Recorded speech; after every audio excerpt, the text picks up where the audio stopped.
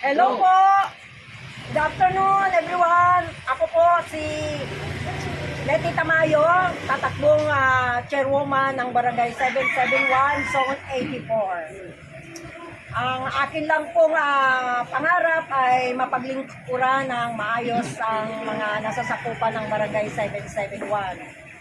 Kung naging maganda man sa tingin nyo yung dating administrasyon, gagandahan ko pa po lalo. Lalo na po yung kulang ay ating pupunuan. Lalo na po yung paglilingkod at pagngalaga sa mga senior. Kasi ngayon lang po sumigla yung buhay ng mga senior nung dumating si Ma'am Mara sa buhay namin. Noon po talagang malungkot ang mga senior kasi parang walang pumapansin, walang ayuda, walang inaasahan na tutulong. At maraming salamat po sa pagiging senior citizen president ko ng District 5. Lalo ko po mapaglingkuran ang mga senior citizen. Kung ano po ang sabi ko nga sa mga aking nasasakupan, kung mayroon pa po kayong nais na gawin ko, sabihin nyo lang at sisikapin kong magawa. Kung ano man po ang mga programang baka hindi na kaya ko namang gawin at sisikapin ko namang gawin ay gagawin ko po para sa uunlad ng barangay at sisiya ng mga nasasakupan para masatisfy ko sila at hindi nila masabi na sayang ang kanilang pagpili sa akin. So ma'am, question lang po.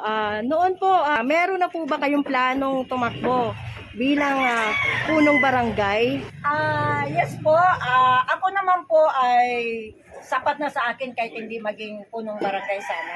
Kaya nga tinapos ko yung 3 term na bilang kagawad na noon pa, nung nag-first kagawad, ako consistent naman akong first kagawad at marami nag-joke na kaya ko na. Pero sabi ko, tapusin ko muna. Ngayon, wala sana akong balak na tumakbo kasi gusto ko rin magpahinga kasi active ako sa simbahan at ang iniisip ko rin sa 21 years kong paglilingkod sa simbahan, sayang naman yung relasyon ko sa Diyos, baka naman mabahira ng kasalanan dahil sa nasangkot ako sa, alam mo naman, pag chairman ka, ikaw may hawak ng budget. So, payo naman sa akin ng aking mga kaibigang pari na kung ano yung tutunan ko sa simbahan, maibaba ko dito sa barangay. Sila po yung nagpili sa akin tumakbo. Sila. Senior, ayoko talaga kasi ang katwiran ko, baka ako magkasala. Sayang naman yung ilang taon kong paglulumuhod, pakikiusap sa Diyos na magkalapit kami, no? Na kung ano yung aral na binigay sa akin ng Panginoon, maibahagi ko sa aking kapwa. Kaya sabi ng mga kaparian, kung ano yung natutunan mo, iwas ka sa korupsyon. Kung ano yung natutunan mo, na linisin mo yung barangay ko, yung para sa'yo, yun lang ang gamitin mo. Huwag mong pakialaman yung hindi sa'yo. Okay. So, sinunod ko yung gusto nila. So, sabi ko ayoko kasi mapapaaway ako. Alam mo naman sa politika, mayroong siraan. Sabi ng mga pare, kaya na rin. Lenny, isang tanong lamang po. Bilang isang barangay official sa barangay nito, ano po yung nakita niyong kahinaan at ano po yung gagawin niyo sakaling maluklok po kayo as a barangay kapitan? Ang nakita ko po na kaya ako nakapag-decide na tumakbo, marami po kasing napabayaan na yung bang hindi pantay na ang pangangalaga, hindi pantay na serbisyo na nasasaktan ako kapag pumupunta sa akin yung mga constituents ko at sasabihin na kailangan po namin ng barangay certificate, hindi po kami binibigyan. Kesyo wala si chairman, kesyo hindi kami taga rito, pero butante naman kami. Mangingi po ng ID, hindi po nila binibigyan kasi kesyo wala ng ID. Kung hindi ako ang pupunta sa barangay para magalit na bakit hindi nyo binibigyan ng ID yan, ay basic requirement yan, basic services yan sa tao. Kung wala na, naubusan na, ba't hindi magpiprint? Ay mayroon tayong office supply, may budget yan. Bakit hindi magpa-print? Yun po ang number 1 na gusto kong maibigay sa tao na barangay certificate. Yung ibig nyo sabihin, yung barangay nyo, gusto mo madaling lapitan yung gusto ko po hindi bias. Oo. Kaaway, kaibigan, kakampi, kalaban, dapat paglingkuran. Kasi ang una nating titingnan, kung ano bang tingin ng Diyos sa atin mga ginagawa. Natutuwa ba ang Diyos sa ginagawa mo o hindi? Kung hindi matutuwa ang Diyos sa ginagawa mo, huwag mong gawin. Kung alam mo matutuwa ang Diyos sa ginagawa mo, kahit may rap gawin mo. Hindi ako naghahangad ng papuri sa tao. Ang hinahangad ko, kalulugdan ako ng Diyos sa ginagawa ko. Press Lady, tanong ko naman po, paano nyo po mapa-improve yung mga programa para sa mga senior? May pa-improve ko yung programa para sa mga senior dahil may budget naman tayo ng sinasabing other operating expenses. Gagawa po ko ng programa para sa mga senior. Babudgetan ko po yung mga senior. With the approval ng council, siguro naman hindi naman nila ano yun. Kasi sa ngayon, di ko alam paano ginamit yung MOA. Kasi mga ano yun mga other operating expenses yun na pwede kang maglagay doon ng mga programa, mga proyekto na doon mo kukunin. Kasi ang mga project ng barangay, nagdidikta ang itaas na ito lang yung budgetan nyo, ito lang yung budgetan nyo, ito lang yung budgetan nyo.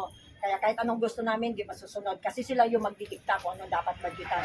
Pero doon sa other operating expenses, doon kami magbabudget ng ibang mga proyekto. So sa senior, dadagdagan Anong proyekto po pondo ng senior para sa mga medical nila at mga emergency na pangangailangan.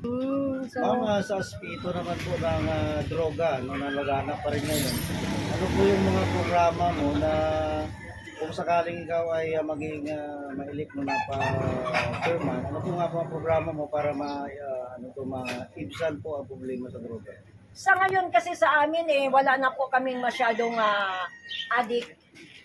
Noong panahon na wala pa si Duterte, laganap ang addict, laganap ang bitahan ng shabu, minsan harap-harapan. Pero mula nung nagkaroon ng kay Duterte, tapos parang natatakot na rin yung mga pusher na lantaran kung magbenta. Basta akin lang pakiusap sa kanila, hindi pwede sa lugar ko. Kung kayo gusto niyo sirain ang buhay niyo, sirain niyo, pero wag dito sa barangay ko. Wag kayong magmandamay ng mga kabataan. Gusto mo sirain ang buhay mo, bahala ka. Hindi ako nagpapakulong, hindi ako nagsusuklong sa pulis. Kasi ano bang mapapala mo kung ipakulong mo yung mga yan? Iparehab mo na lang. Marami namang rehabilitation center. Pakiusapan mo sila. Kung ayaw nilang sumunod, nasa sa kanila yon, pero wag kayong magpakita sa akin. Huwag nyo akong pilitin na mai-report ko kayo sa samaang loob nyo. Kasi ayoko sana ipakulong kayo. Dahil wala namang mapapala Pag ipakulong mo yan, palalabasin din, di ba? Pangaralan mo na lang. At hihingi ka ng saklulo sa gobyerno sa mga rehabilitation center. Pwede naman sa rehab. Marami nang na-rehab dito sa amin, kaya wala na kami problema sa drugs. Ma'am, ano pa po ang iyong maidadagdag para sa peace and order ng ating barangay? Sa peace and order na aming barangay, gusto kong dagdagan yung mga tanod. Kasi dati ang tanod namin ay 20, naging 15 na lang, naging 14 na lang. Doon sa 20, gagawin kong 30. Una, para hindi sa masyadong pagod. Maliit lang kasi sinusweldo yan Gusto ko sana isang grupo, isang linggo lang. Once a week lang yung isang grupo. Another week na siya ulit. Kasi ngayon, every 2 days, nakakaawa sila. So para hindi masyadong pagod at sisipagin, gawin kong 30 or more. May pera ang barangay Kaya namang sweldoan. Hindi ko lang maintindihan bakit. Kung anong mayroon dyan, unahin natin ang peace and order kasi kailangan protection sa tao. Lalo na yung, siyempre may mga ibang mga dumadayo na dito paggagawa ng akyat bahay, magnanakaw. So, i-improve ko yung peace and order. Sa mga kagawad doon, baka pwede kayo mag-clarify, isa lang, tumatakbo po ba sila lahat ng kagawad? Ito kagawad ko. Ayan, so, mga kagawad. Ma'am, pahabol na ng tanong mo. Ilan po kayong tatakbo rito bilang kapitan? Dalawa lang kami. So, dalawa po kayo. Paano niyo po makukumbinse mga kabarangay niyo na kayo po ang dapat ihalal sa barangay? Sa totoo lang, hindi na ako nangungumbinsi. Kasi kita nila yung trabaho ko. Kita nila kung paano ako tumulong sa tao. Kita nila kung paano ako naging patas sa tao. Kalaban, kakampi, kaaway, kaibigan. Lahat yan, butante o hindi butante, basta lumapit, tinutulungan ko. Hindi ako mayamang tao, pero basta mayroong madukot sa bulsa, binibigay ko. Isusubo ko na lang, ibibigay ko pa, maisalba lang siya. ayun. So, Ayun po. Kagawad, gusto niyo po ba magsalita? Para sa inyong barangay, sa mga kabarangay niyo po, ano naman ang mensahe niyo para sa kabarangay niyo? Sa aming mga kabarangay, ako ay nananawagan, sana suportahan at tangkilikin ang aming grupo. Lagi namin sinasabi, bago naman. Sa kadahilan may mga gusto kaming i-improve sa larangan ng serbisyo ng barangay, katulad ng pagbibigay ng tamang ayuda, mayaman o mahirap, kalaban o kakampi, lahat mabibigyan at walang pipiliin. At sa mga larangan ng serbisyo, maging easy access lahat ng paghihingi ng mga barangay certificates, barangay ID, na hindi sila nahihirapan o pababalikin pa ng ganitong oras o na laging sisiguraduhin namin na merong Nakalaang oras. nakabantay o taong handang gumawa doon sa mga nangangailangan. So, tulad nga ng sinabi ko, andito kami, ang aming grupo, ang aming Chairman Ledy Tamayo, na laging handang magserbisyo publiko. Okay, so ito. Ako po si Rogelio Jeff Lontok Jr., muli pong kumakandidato bilang barangay kagawad. Is this your first time to run? Hindi po, former SK chairman na po ko ng batch 1996 to 2002 at naglingkod din po ako ng 2010 to 2013 na sa barangay kagawad. And ito po ngayon ay ako po ay re-elect as barangay kagawad. Salamat po. Si Sir. Ang pangalan mo na sir. Pangalan muna, Sir. Ako po si Gilbert Monte. Dati na po akong naging kagawad dito taong 2010. Hanggang 2018 nung mag-election kami, medyo nabura ako. Yung pangalawa ako dito, sa peace and order po ako. Wala nung hinawakan ko ang peace and order. Magandang takbo namin. Walang mga nakawan. Pero itong mga nakalipas na taon, napakarami. Kaya yun ang pinupus ko talaga, yung peace and order. Okay po. Salamat po. Kayo? So, yung dalawa na... Si Daisy Takulog po. Unang takbo ko pa lang po bilang kagawad. Sana po, hindi po kami ng suporta. Iisa lang po ang layunin ng aming grupo. Kasama po yung aming mga kabayo. Magkaroon po ng pantay-pantay na pagtrato sa mga nasasakupan po. Okay. Maibigay po yung servisyo na nararapat po sa tao. Ikaw po, sir. Ako naman sir, si Danilo Kirap. Dati rin ako sa barangay, nag-iiksok ako, naging ako.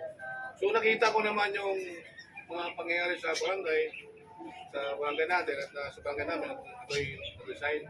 So ngayon, nagkaroon ng eleksyon, gusto ko sumali sa eleksyon na to at makatulong ako sa barangay namin. So yun lang siguro. Ayan. So maraming salamat po sa inyong lahat at good luck po sa inyo. Salamat po. God bless po. Ano po sigaw ng kagawad? Bago naman! Yun o.